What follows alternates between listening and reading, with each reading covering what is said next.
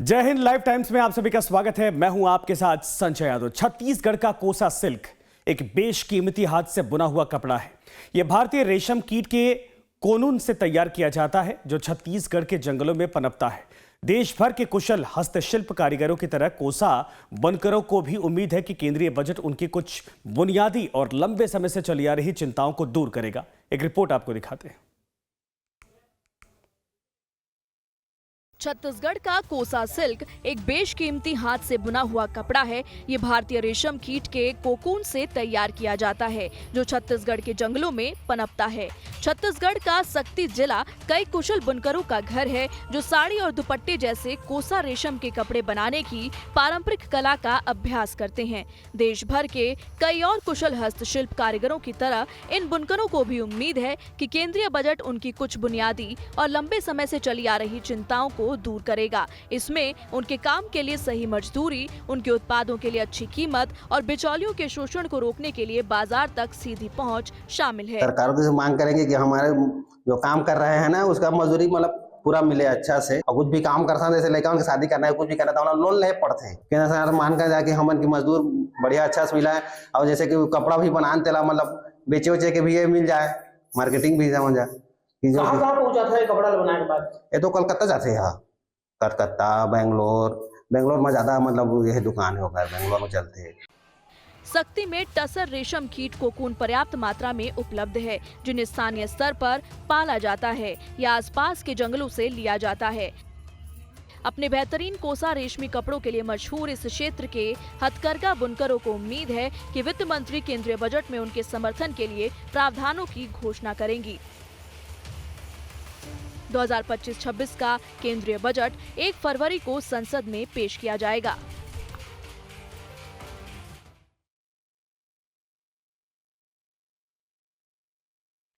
बढ़ती महंगाई और खर्चे के बीच बढ़ते अंतर को लेकर विजयवाड़ा की महिलाओं और गृहिणियों को काफी दिक्कतों का सामना करना पड़ रहा है। ऐसे में 1 फरवरी को आने वाले केंद्रीय बजट से इन महिलाओं को खासी उम्मीद है। इन महिलाओं की मांग है कि बजट में ऐसा ऐलान किया जाना चाहिए जिससे उनके रोजमर्रा के खर्चे कम हो सके। आंध्र प्रदेश के विजयवाड़ा में रहने वाली कामकाजी महिलाओं और गृहिणियों को इस बार के केंद्रीय बजट से खास उम्मीद है। इन महिलाओं की मांग है कि बजट में ऐसा ऐलान किया जाना चाहिए जिससे उनके रोजमर्रा के खर्चे कम हों। इन महिलाओं का कहना है कि उनका घरेलू बजट लगातार बढ़ता जा रहा है और उस पर बढ़ती महंगाई ने उनके खर्चे को काफी बढ़ा दिया है। ముఖ్యంగా మహిళలకి ఏదన్నా నిత్యావసర సరుకుల మీద కాస్త రేట్ తగ్గించేటట్టుగా విధంగా ప్లాన్ చేస్తే బాగుంటది। సరుకులన్నీ పెరిగిపోయినాయి, కొంచెం వాటి మీద దృష్టి పెట్టి తగ్గిస్తే మాకు ఉపయోగపడతాయి। అట్లాగే బ్యాంక్లో loans, housing loans, gold loans వీటి మీద కొంచెం శ్రద్ధ పెట్టి మాకు ఇంట్రెస్ట్ తగ్గిస్తే మేము ఏమన్నా లోన్స్ తీసుకోవడానికి ఉపయోగపడుతుందండి। ఈరోజు ఒక సామాన్య ప్రజానికంలోని సామాన్యులు బ్రతకాలి అంటే ఒక నెల జీతం వచ్చి ఒక 15,000 నుంచి 20,000 ఉంటాయి, కానీ ఖర్చు పెట్టే ఖర్చు మన నిత్యావసర సరుకులు ఏదైనా కొనుక్కోవాలన్నా మన జీవన భృతి జరగాలన్నా సరే 30,000 నుంచి 35,000 జరుగుతుంది। ఈరోజు ఆ బడ్జెట్ ఏదైతే ప్రవేశపెడుతున్నారో అది సామాన్య ప్రజానికానికి ఉపయోగపడేలాగా, మహిళలకి అందుబాటులో ఉండేలాగా ఏ బడ్జెట్ అయినా ప్రవేశపెడితే ఈరోజు ప్రజానికం అనేది మాలాంటి ఎంతో మంది హ్యాపీగా ఫీల్ అవుతాము।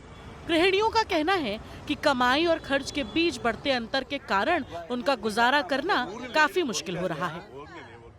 మధ్య తరగతి పేదవాళ్ళకి కొంచెం అనుకూలంగా ఉన్నట్టు కూరగాయల రేట్లు అన్నీ పెరిగిపోయినాయండి, అవి తగ్గిస్తే చాలా వరకు మంచిది, అందరం బాగుంటాం। వచ్చే ఆదాయం నెలకి 10-15 వేల మధ్యలో వస్తే మాకు ఇంటి అద్దెలు అన్ని కూరగాయలు ఏం చాలట్లేదండి, బడ్జెట్ వల్ల మాకు కొంచెం తగ్గిస్తే అందరం బాగుంటాం। विजयवाड़ा में रहने वाली हर तबके की महिलाओं को उम्मीद है कि 1 फरवरी को बजट पेश करते समय वित्त मंत्री निर्मला सीतारमण उनकी मांगों पर जरूर ध्यान देंगी।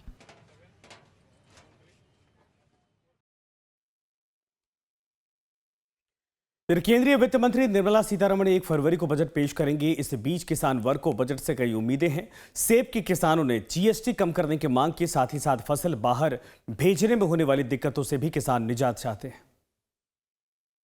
पहाड़ी राज्य हिमाचल प्रदेश अपने सेब के बगीचों के लिए मशहूर है। हिमाचल के सेबों की पूरे देश में सप्लाई की जाती है। केंद्रीय बजट पेश होने से पहले सेब किसानों ने सरकार से ऐसी नीतियां बनाने को कहा है कि जिससे राज्य में सेब का उत्पादन और बढ़ सके।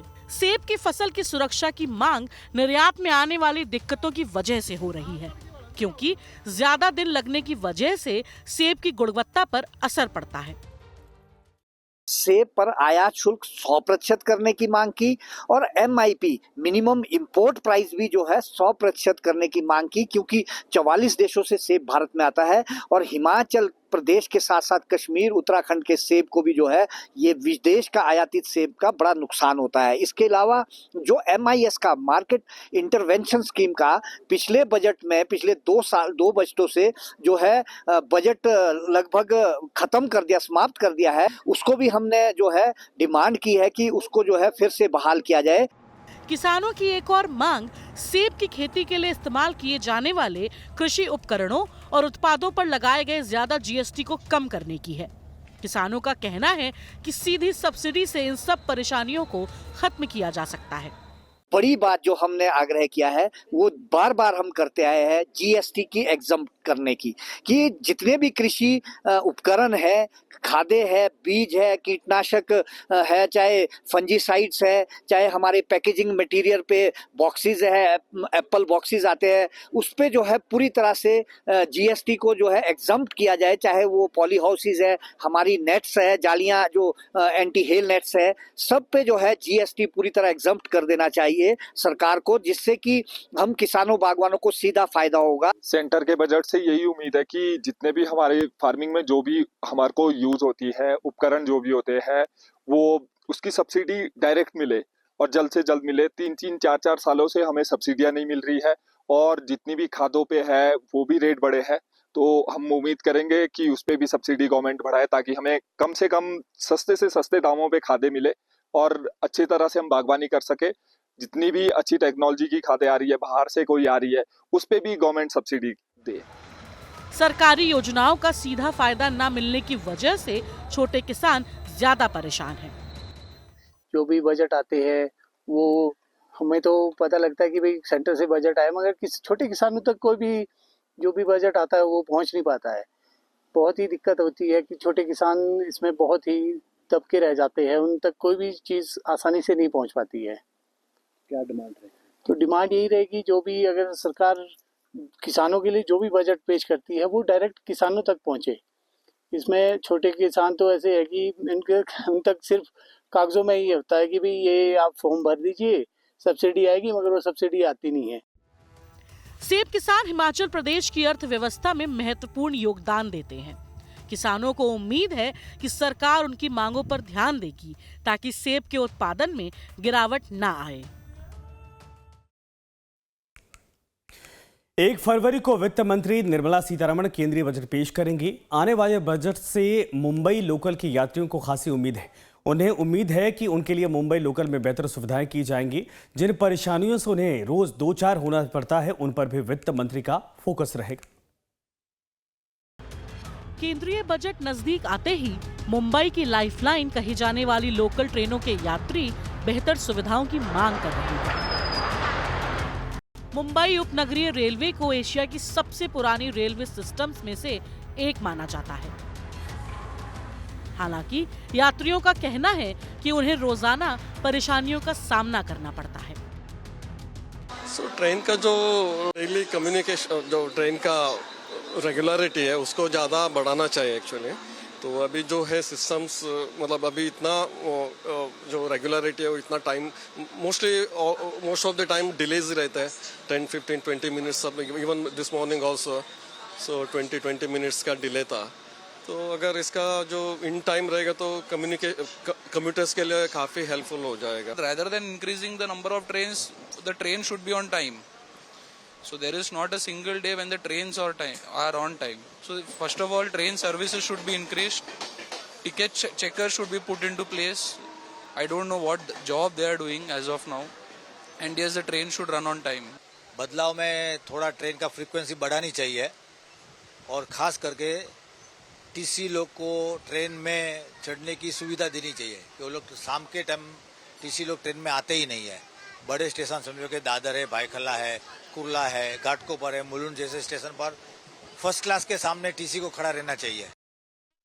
यात्रा के लिए एसी ट्रेनों की भी शुरुआत की गई है, लेकिन कई सालों से यात्रा करने वाले यात्रियों का भी कहना है कि उनकी रोजाना की समस्याएं कम नहीं हुई हैं, क्योंकि उन दिक्कतों को दूर करने पर कोई काम नहीं हुआ है। रेलवे में 40 साल से सफर कर रहा हूँ। एक तो ट्रेनें कम है, टिकट में लाइन है, क्रॉसिंग के लिए वेलिनेटर आधे टाइम तो बंद ही रहते हैं भांडू मलोन में, और टिकट की लाइन भी जबरदस्त लगती है। कभी 3 खिड़कियाँ बंद रहती है, कभी एसी ट्रेन का पता ही नहीं, कभी है, कभी 1 है, कभी 2 है।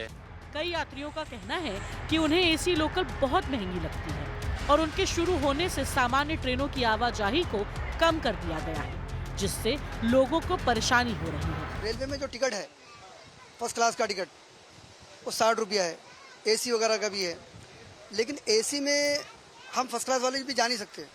कई बार ऐसा होता है कि कोई बंदा एसी में चढ़ जाता है तो उसको जो है फाइन होता है। तो रेलवे से यही एक हमारी दरख्वास्त है कि अगर आप एसी टिकट को थोड़ा सा लो कर दें, या ऐसी लोकल एसी ट्रेनें जो बॉम्बे में चल रही है अगर उनको विदाउट एसी कर दिया जाए, मतलब एसी को बंद करके अगर उसको नॉर्मल चलाया जाए और उसका टिकट थोड़ा कम कर दिया है तो उसका भी बेनिफिट हम लोगों को मिल सकता है। मेरे को तो लगता है कि अभी फिलहाल तो ट्रेन्स बहुत डिले चल रहे हैं और कभी कभी इन लोग ट्रेन को कैंसिल कर दे रहे, तो उसकी वजह से पब्लिक को बहुत प्रॉब्लम हो रहा है। और बीच बीच में इन लोग ने एसी लोकल लगाए जो कि टिकट्स एकदम हाइक करके रखे एसी लोकल के, तो उसकी वजह से भी बार बार हम लोग को आधा 1-1 घंटा ट्रेन नहीं मिलता है पकड़ने के लिए। तो उसकी वजह से एक तो स्टेशन पे क्राउड बढ़ता है नॉर्मल लोकल के लिए और हमको चढ़ने भी नहीं मिलता। कई यात्री बुजुर्ग और दिव्यांग यात्रियों की सहायता के लिए सुविधाएं बढ़ाने की भी मांग कर रहे हैं, क्योंकि अक्सर होने वाली असुविधा और भीड़भाड़ की वजह से उन्हें काफी दिक्कत होती है। There should be escalators and lifts on all the platforms for senior citizens, for people who are handicapped, for other people who cannot walk, who are disabled. And with the coming age, increasing age, people are not able to walk and cover the distance ASAP. Therefore, they should really make lifts and escalators. मैं तो handicap के bookie में आती हूँ, तो वहाँ पे मतलब बैठने के लिए कंफर्ट नहीं है। मतलब सीट जो है वो प्लास्टिक के होते हैं और 2-2 घंटे बैठने पड़ता है, तो वो मतलब नरम या कुशन वाले चाहिए। और वहाँ पे बहुत भीड़ होती है, मतलब नॉर्मल लोग भी वहाँ पे आते हैं, तो कभी कभी हैंडीकैप लोगों को भी बैठने के लिए जगह नहीं मिलती। रेलवे अधिकारियों का कहना है कि उपनगरीय रेलवे नेटवर्क को अपग्रेड किया जा रहा है ताकि इन चुनौतियों से निपटा जा सके। मुंबई सबर्बन के एरिया में लगभग 300 किलोमीटर के एडिशनल ट्रैक के काम चल रहे हैं। उसी के साथ में अगर हम मॉनेटरी टर्म्स में देखें तो 17,000 करोड़ से ज़्यादा के काम जो है वो पूरे मुंबई सबर्बन नेटवर्क के अपग्रेडेशन के लिए चल रहे हैं। यात्रियों की जो रिक्वेस्ट या डिमांड रहती है कि एडिशनल ट्रेन की सर्विसेज चलाई जाए या जो कोचेस हैं सर्विसेज के वो बढ़ाए जाए, ये सारी सर्विसेज बढ़ाने के लिए जो प्रयास किए जाने हैं वो इंफ्रास्ट्रक्चर अपग्रेडेशन के प्रयास रेलवे द्वारा ऑलरेडी किए जा रहे हैं। रेलवे के अधिकारियों के मुताबिक लोकल ट्रेन के सफर को आरामदायक सुरक्षित सफर के साथ अपग्रेड करने की योजना है।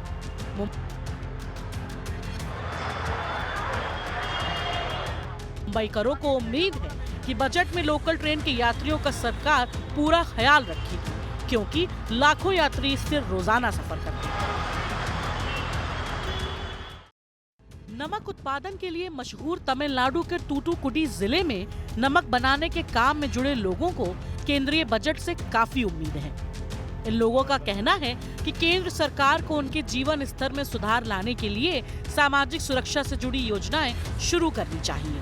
कई मजदूरों को लगता है कि नमक उत्पादन में उनके अहम योगदान के बावजूद उन्हें पिछले बजटों में नजरअंदाज कर दिया गया, लेकिन इस बार के बजट से वो काफी उम्मीदें बांधे हैं। கடந்த உற்பத்தி சட்டத்தின் கீழ உட்பட தொழிலாளர்கள் மேம்பாட்டு நிதினே ஒன்னு இருந்தது. அது குறிப்பாக உட்பட ஆளங்கள் 91 வரை மத்திய அரசாங்கத்தின் கையில இருந்தது. அதுல உள்ள லீஸ் அமௌண்ட் எடுத்து உட்பட தொழிலாளர் மேம்பாட்டு நிதி ரீதியாக உட்பட தொழிலாளர்களுக்கு வீடு கட்டி கொடுக்கக்கூடிய திட்டங்கள், அவர்கள் குழந்தைகள் கல்வி மேம்பாட்டுக்கான திட்டங்கள், இது அத்தனையும் இருக்கப்பட்டது. ஆனா கடந்த 10 வருடங்களாக அந்த நிதி ஒதுக்கீடுங்கிறது இல்லாமே போகக்கூடிய சூழலுக்கு தள்ளப்பட்டிருக்கு. இன்னைக்கு பிப்ரவரி 1ஆம் தேதி மத்திய அரசாங்கத்துடைய நிதிநிலை அறிக்கை தாக்கல் செய்யப்பட்டிருக்கு. இந்த நிதிநிலை அறிக்கையில நாங்கள் ஆவலோடு எதிர்பார்ப்பது உப்பள தொழிலாளர்களுக்கான சமூக பாதுகாப்புக்கான नमक बनाने के काम से इस जिले के हजारों लोगों की रोजी रोटी जुड़ी है, लेकिन प्राकृतिक आपदाएं अक्सर उनके काम में अड़चन डालती रहती हैं, जिससे इनका काम कुछ समय के लिए बंद हो जाता है। इन मजदूरों का कहना है कि अगर सरकार ऑफ सीजन में मदद करे तो उनकी काफी दिक्कतें कम हो सकती हैं। தூத்துக்குடி மாவட்டத்தில் உப்பு உற்பத்தி குஜராத்துக்கு அடுத்து தூத்துக்குடி தான். ஆனா இங்க பிப்ரவரி டிசம்பர் மாசத்துக்கு முன்னாடியே உற்பத்தி ஆகும். இப்போ மழையின் காரணமாக தொடர்ந்து உப்பு உற்பத்தி பண்ண முடியல. முதல்ல ஏற்கனவே பாத்திக்கு 25,000 ரூபாய்க்கு மேல நாங்க செலவு பண்ணியிருக்கோம். ஏக்கருக்கு பல லட்சம் ரூபாய் செலவு பண்ணி வேலை பார்த்திருக்கோம். ஆனா பலடி மழை எங்களுக்கு உற்பத்தி பூரா பாதிப்பு. கரண்ட் எங்களுக்கு அநியாயமா பில் ஆகுது. மானியம் கிடையாது. वित्त मंत्री निर्मला सीतारमण 1 फरवरी को केंद्रीय बजट पेश करेंगी। यहाँ के मजदूरों को उम्मीद है कि इस बार के बजट में उनके लिए भी सरकार कुछ खास ऐलान करेगी।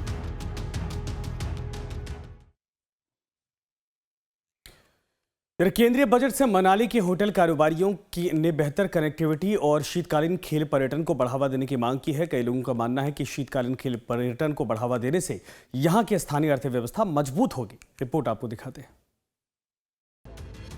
1 फरवरी को देश का केंद्रीय बजट आने वाला है। ऐसे में हिमाचल प्रदेश के खूबसूरत हिल स्टेशन मनाली के पर्यटन क्षेत्र से जुड़े कारोबारी सरकार से अपनी मांगों पर ध्यान देने की अपील कर रहे हैं। मनाली में कनेक्टिविटी एक बड़ी चिंता बनी हुई है।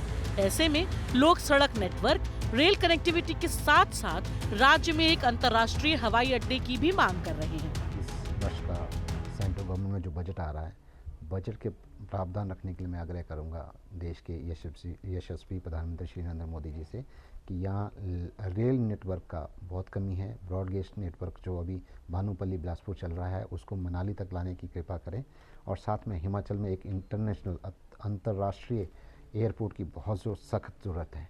जिस हिसाब से हमारे पास पर्यटन की अपार संभावनाएं हैं, उसके लिए सबसे बेस्ट और जल्दी जो कर सकते हैं हम वो एयर नेटवर्क को बढ़ा सकते हैं।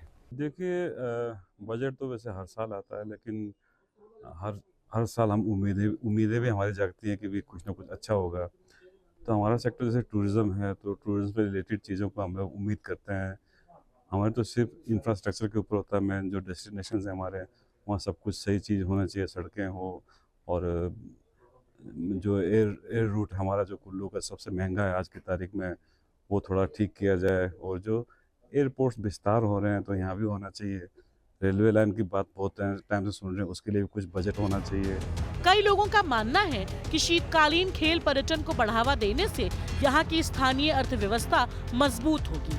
साथ ही लोगों ने समय पर सड़कों पर से अवरोध हटाने की अपील भी की, ताकि कनेक्टिविटी बनी रहे और पर्यटकों को आने में कोई दिक्कत ना हो। विंटर्स प्रोजेक्ट बहुत बड़ी बिग इंडस्ट्री है हिमाचल प्रदेश के लिए टूरिज्म पॉइंट ऑफ व्यू से, और देखो लाखों करोड़ों भ्रमण करते हैं हिमाचल प्रदेश और इवन मनाली, हर जगह लोग आते हैं देखने के लिए। मैं समझता हूँ कि इसके लिए स्पेशल पैकेज होना चाहिए, जैसे विंटर स्पोर्ट्स के लिए और टूरिज़्म के लिए। जैसे रहा यहाँ पर हम लोग विंटर्स में काफ़ी जब बर्फ़ पड़ता है, यहाँ पर रोड क्लीनेस वगैरह काफ़ी लेट होता है।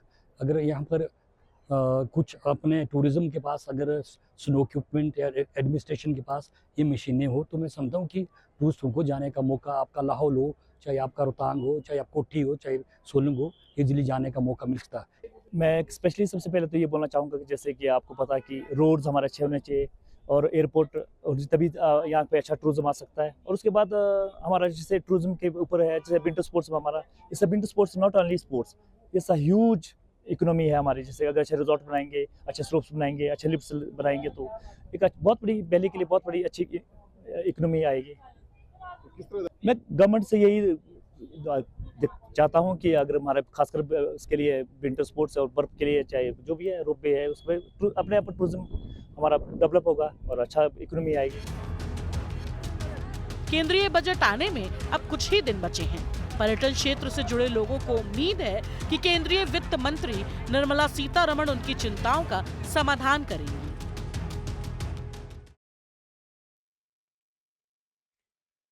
इधर मध्य प्रदेश के महेश्वरी साड़ियों की कारोबारी और बुनकर आगामी केंद्रीय बजट से काफी उम्मीदें लगाए बैठे हैं। इस पारंपरिक हस्तकला को संरक्षित रखने की कोशिश करने वाले कारोबारियों को वित्त मंत्री से सहायता की उम्मीद है। कारीगरों को आगामी केंद्रीय बजट में समर्थन और राहत की उम्मीद है। मध्य प्रदेश में नर्मदा नदी के तट पर महेश्वर शहर में 18वीं शताब्दी में महेश्वरी साड़ियों को सबसे पहले रानी मां अहिल्याबाई होलकर ने अपने शाही मेहमानों के लिए तैयार कराया था। आज कई चुनौतियों के बावजूद इस पारंपरिक हस्तकला को संरक्षित रखने की कोशिश कर रहे बुनकरों और कारीगरों को आगामी केंद्रीय बजट में समर्थन और राहत की उम्मीद है। सरकार अच्छी सहायता करे हम मजदूरों के लिए, और क्या। ये जो आप लोग मेहनत का काम करते हैं, क्या आप लोगों की कोई ऐसी उम्मीदें हैं कि सरकार कुछ आप लोगों के लिए ये जीवन बीमा जैसे इस तरह की कोई चीज़ लेकर के आए? जी अगर लेकर आएंगे तो लाभ मिलेगी, अच्छा होगा हम लोग के लिए, थोड़ा हेल्प मिलेगा सरकार से। सरकार गवर्नमेंट का जो सप्लाई उसको बढ़ा के और कुछ एम्पोरियम्स वगैरह और मतलब बड़ी सिटियों में इसको करके और हम लोगों से मैन्युफैक्चरिंग करवा के कर सकती है। इसके अलावा एक्सपोर्ट में और भी बहुत सारी, हम बुनकर भाई है तो हमारे लिए कुछ अलग से काम करना चाहिए। हितधारक हथकरघा प्रतिष्ठानों के लिए सब्सिडी और इन उत्पादों को बढ़ावा देने के प्रयासों का भी अनुरोध कर रहे हैं, जिससे उन्हें निर्यात के लिए सक्षम बनाया जा सके। सरकार को हमारे हैंडलूम पे हमारा सपोर्ट करना चाहिए और जब ये आगे बढ़ेगा तो लोगों को रोजगार ज़्यादा मिलेगा, महेश्वर का नाम होएगा एक अच्छा खासा।